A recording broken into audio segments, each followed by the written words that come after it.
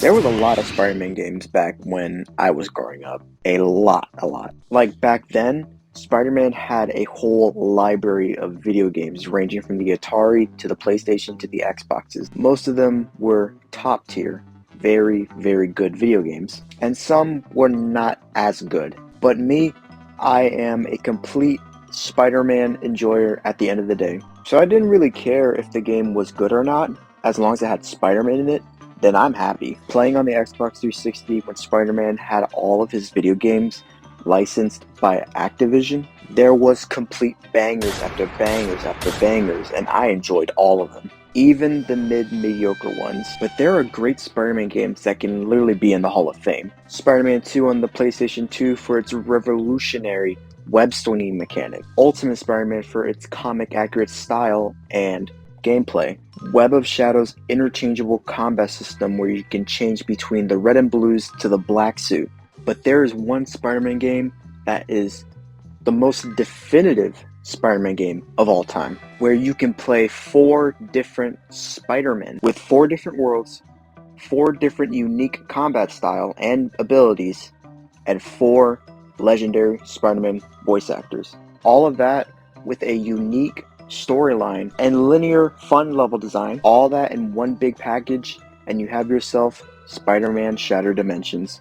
I remember my first glimpse of this game when I was with my dad at a Best Buy. And you know how back then in like stores and like in the early 2000s to like the late 2000s, you have like these video game kiosks that all the kids be playing in store. I really do miss those. Please bring them back. But I seen one for Shattered Dimension, and that was like, holy Spider-Man!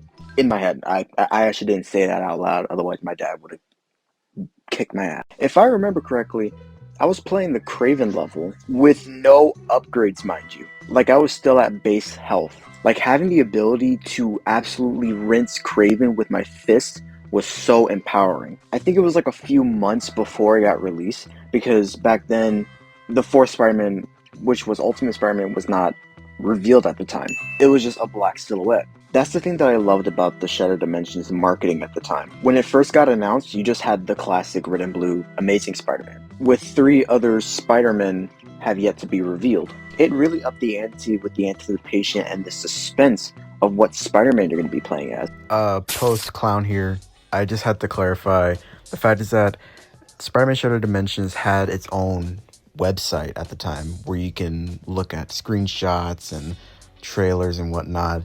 And it's basically a way that they were teasing what other Spider-Mans were going to be coming into the game through their website. Back then, when Spider-Man and Spider-Man Noir were just the only 2 Spider-Mans revealed at the time, shown by the teaser trailer that was released at the time. And then finally getting your hands on the game to play it for yourself was such an experience for me. And to this day, I wish I could play it again. Because nowadays you have to get a Dolphin emulator or buying it off of eBay for an outrageous amount of money. Or you can just pirate off the internet on a sketchy website, which I'm not suggesting you doing at all because you will get clapped.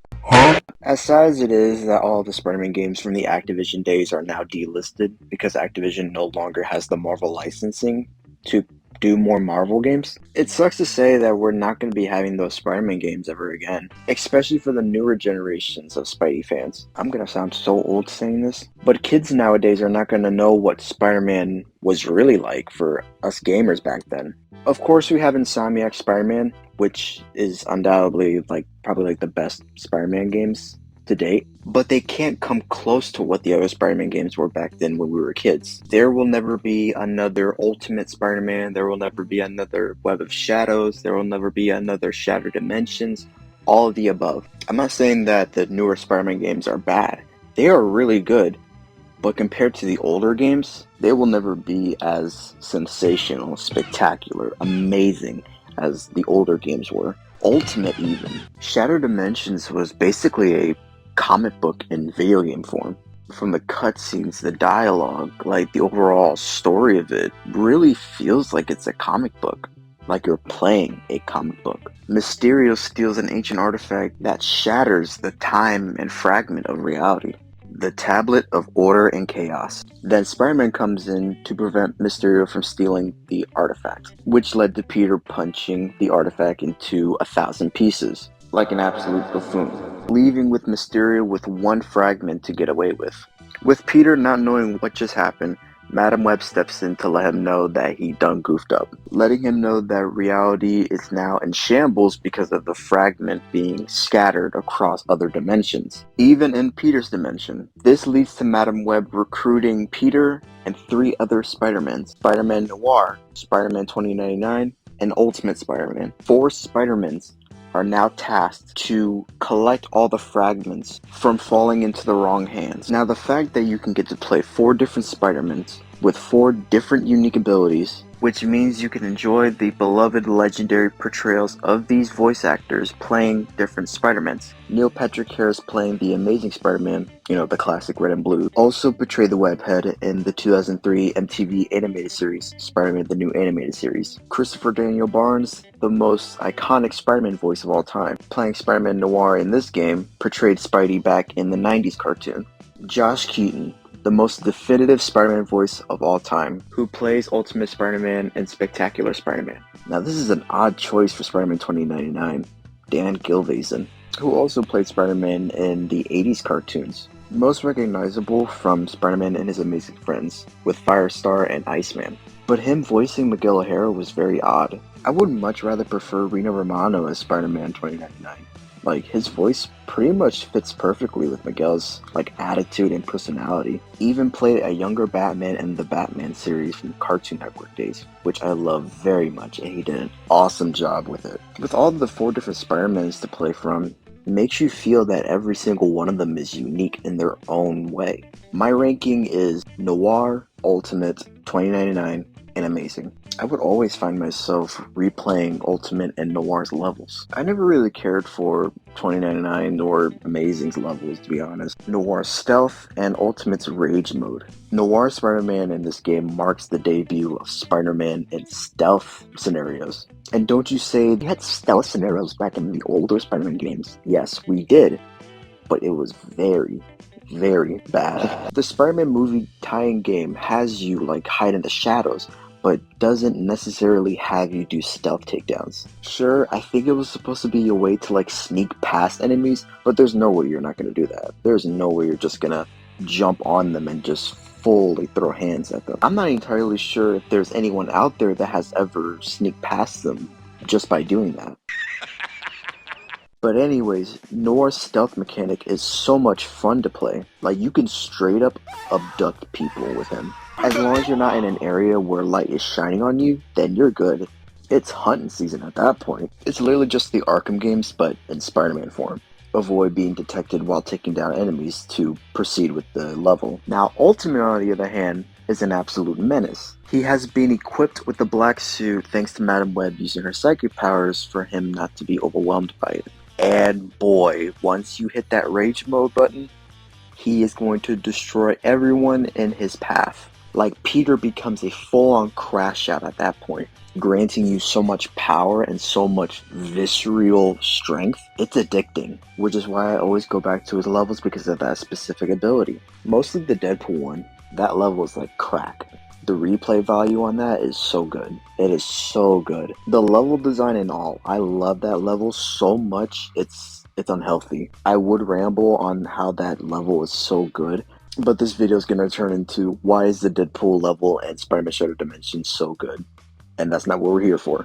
But overall, each level design and each of the levels are just amazing. Some of them are not as amazing, but they're still good. And the costumes. Oh my goodness, the alternate costumes that you can get in this game. Scarlet Spider as the Amazing Spider-Man, 2099 as Armored Mark 1 Spider-Man, Ultimate as his classic suit, and Noir as the 1602 Spider-Man look. But I always pick the Noir concept art because that is a peak design. The webbing like stitches, the colors, the overall Noir look to it. It's like taking the classic suit and putting it in a Noir setting, giving it a 1930s, 40s look, aesthetic. I definitely feel like this game is a love letter to Spider-Man and his mythos. Like 4 Spider-Mans taking on a plethora of their history villains in their respective dimensions. It really shows you how far the character has come since his debut back in 1962 with Amazing Fantasy number 15.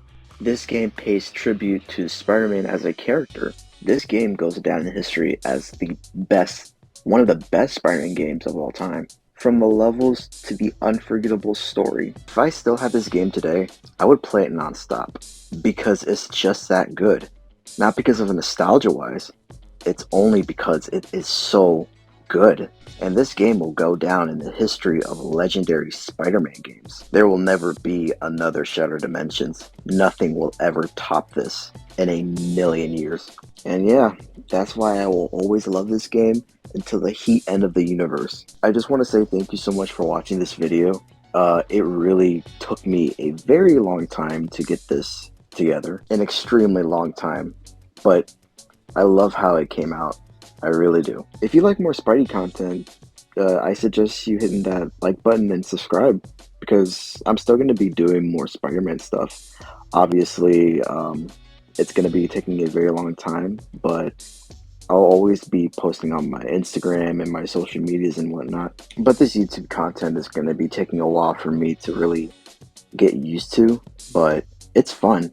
I actually love it. So thank you so much for your support, and thank you for supporting my work and my dream basically of being a content creator for you guys. It really means the world to me, and I definitely can't wait to bring out more content for you guys in the future. So I'll see you guys in the next video.